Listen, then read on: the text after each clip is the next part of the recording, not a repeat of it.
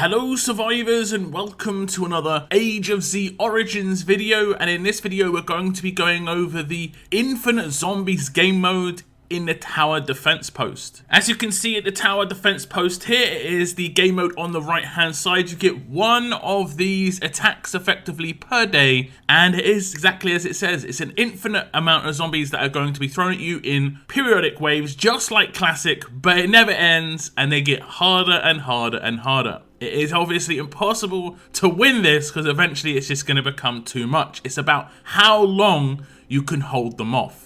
So why should you do infinite zombies every single day? And it's pretty simple. There is an exchange store where you will exchange the currency that you earn from doing the daily infinite zombies for rewards of your choice. You can obviously stock this up. You can save up for a particular reward if you like a particular reward. It is completely up to you what you want to do with your currency here. It is also actually pretty fun, and it's nice to see you progress each time you go in. Every couple of days you notice, actually I'm starting to get better at this, and then suddenly you have a terrible day and you're like, wow, maybe I'm not. But it is very, very hard, and there are different things that actually affect how good you're going to be at this. Your basic tower strategy in terms of where you're actually going to place your towers, which we will talk about later on in the video. But as you can see on the middle of the screen, it says current attack bonus. Right now I'm getting just about 30 to 40% on all of my weapons in terms of the attack bonuses I'm getting, and this is going to greatly affect the outcome of my fight, because the better the bonuses are here, the more damage each tower is actually going to do. And if they're doing more damage, then basically I could potentially have 2 laser towers doing the same sort of damage output as 3 to 4 later on in the game. So it's very important to get these percentages up as much as possible. Now, how you do this is in progress in all parts of the game. You can see your building power contributes towards your machine gun damage. Your officer power contributes towards your rocket turret damage. Your technology power contributes towards your EMP damage. And your equipment power contributes towards your laser tower damage. So if you want to do more machine gun tower damage, you should upgrade more buildings, get that power up as much as possible. Officer power, you want to be leveling up your officers, gaining new officers, starring them up. Technology power, you'll want to be doing research in the various parts of the game. I think you could do research in the garage as well as doing research in the academy. So anywhere where you can actually do research, just do research and you get bonuses there. And equipment power you can increase by developing different components in the elite development facility. And that's how you increase the damage output of all of your turrets. Basically, over time, when you're brand new to the game, it's going to be difficult, and it's just going to progressively get easier and easier until you're going to always run into, like I said, you're always going to run into zombies that are just going to be way too powerful for you. But that's the joy of the infinite zombies. Now, there is also an armament section, and you can purchase some of these before going into the fight, and sometimes you get some on sale. For instance, right now we have one for 50%. If I just click this, you can see it gives me 300 resources extra at the beginning of an infinite zombies fight.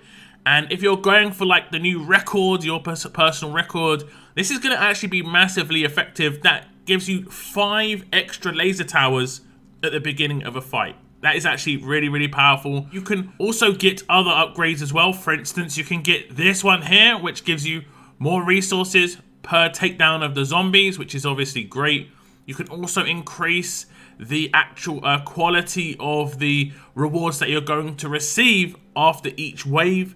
You know, there are various buffs that you can purchase as you wish. And you do also receive them as rewards at the end of each wave to choose from. So it's just whether you want to basically get a little bit of a boost before you actually go into Infinite Zombies. So here we are within the actual Infinite Zombies game mode, and you can see the layout of the map is going to be the same every single time you play it. The way that the enemies actually spawn when they actually enter the map is going to be the only thing that is different every single time. Generally speaking, you will have enemies spawn at the top 2 entrances first, just one of those two at least, and then they'll either spawn at the other one on the second time that, you know, one opens, or it will spawn at the ones slightly closer to you. And then when the third entrance opens, it generally opens at one of the closest to you. So you're going to have to be very aware of this. And that's why setting up your towers in a particular place on the actual map itself is very important.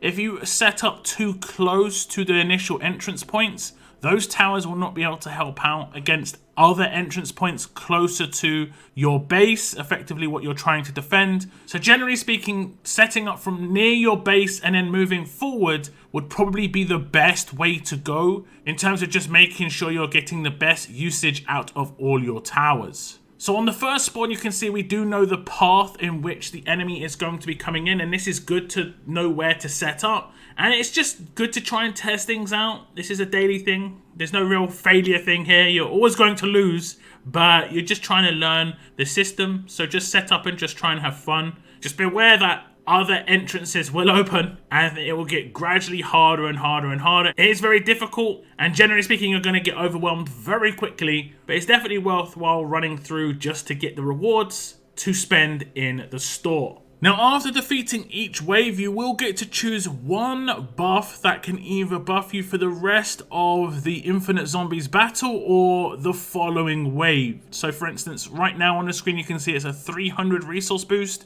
I'd get that instantly and that would never be taken away. You can get a percentage boost as well, and depending on how many waves you generally last is pretty decent to take this as early as possible. But if you're only going to be lasting 2 or 3 waves, it isn't one of the best ones to take. You generally would want to take things that are going to increase your damage output or increase your base health if you'd already been damaged quite a bit. Now, when you take weapon boost, it does give you the weapon boost for the rest of the round of that Infinite Zombies, because as you can see, this is my wave 3 reward. And if you look at the bottom, you can see I've already taken the rocket boosters twice. So I've got a 40% boost to the amount of damage my rockets are going to do. And this can change your strategy as you're progressing, because let's say you've got a massive boost to a certain weapon type, you might want to actually use and upgrade that weapon over others. Now, once your round of Infinite Zombies is over, you should get some TD currency to spend in the store, as I showed you before. But your score could possibly go towards your rank that week if it is your best score.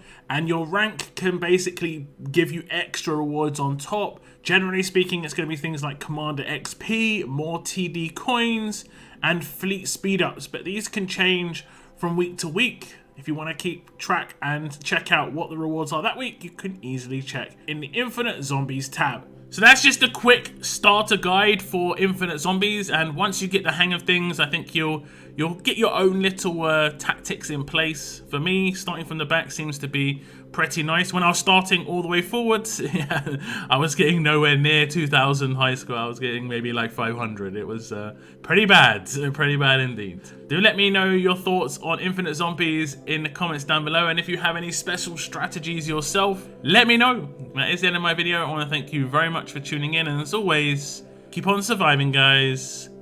Keep on surviving.